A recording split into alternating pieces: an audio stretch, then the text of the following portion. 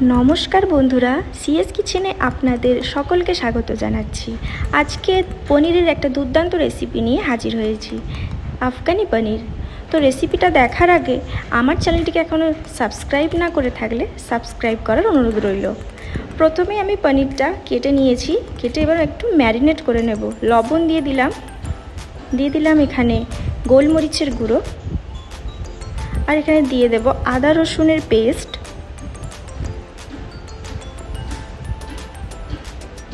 আর এখানে সাদা তেল দিয়ে দিলাম, আর কুচিয়ে রাখা ধনেপাতা দিয়ে ভালো করে পনিরটাকে ম্যারিনেট করে 15 মিনিটের জন্য আমি এখানে রেখে দেব। এবার কড়াতে সাদা তেল গরম করে বড় বড় করে কেটে রাখা পেঁয়াজ, কয়েকটা রসুন, আর দিয়ে দিলাম কয়েক টুকরো আদা দিয়ে ভালো করে নাড়াচাড়া করে হালকা করে ভেজে নিতে হবে। এর ওপর দিয়ে দিলাম ধনেপাতা কিছুটা পরিমাণে, আর দিয়ে দেব কাঁচা লঙ্কা, আপনাদের ঝাল অনুযায়ী দেবেন। এটা ঠান্ডা হয়ে গেলে একটা পেস্ট বানিয়ে নেব। এখানে কড়াতে আমি ম্যারিনেট করা পনিরগুলো আমি ভেজে নেব। একে একে পনিরগুলো আমি এখানে দিয়ে দিচ্ছি কড়াইতে।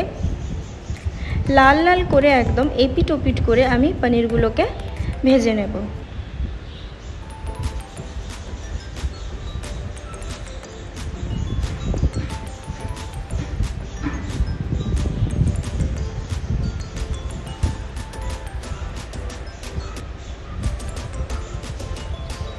দেখুন এইভাবে লাল লাল করে আমি পনিরগুলোকে ভেজে নিলাম। এবারে আমার একদম ঠান্ডা হয়ে গেছে। এবার এখানে দই দিয়ে একটা পেস্ট বানিয়ে নিলাম। এবার পেস্টের ওপরে আমি কিছু গুঁড়ো মশলা দিয়ে দেব। দিয়ে দিলাম লবণ, এখানে দিয়ে দিলাম হলুদ গুঁড়ো আর কাশ্মীরি লঙ্কার গুঁড়ো, এটা অপশনাল। জিরে গুঁড়ো দিয়ে দিলাম, ধনিয়া গুঁড়ো দিয়ে দিলাম, দিয়ে হালকা করে জল দিয়ে পেস্টটা আমি ভালো করে বানিয়ে নেব।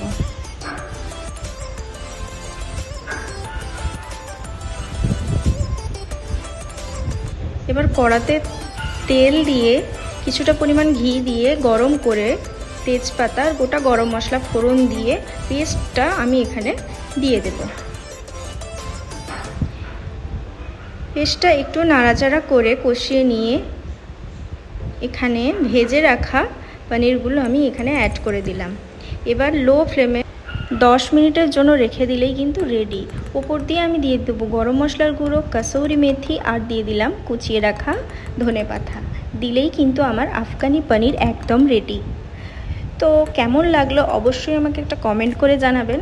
যদি ভালো লাগে একটা লাইক করবেন, শেয়ার করবেন, আর চ্যানেলটাকে সাবস্ক্রাইব করতে ভুলবেন না। সাবস্ক্রাইব করে পাশে থাকা বেল ঘন্টিটা অল করে দেবেন। ধন্যবাদ।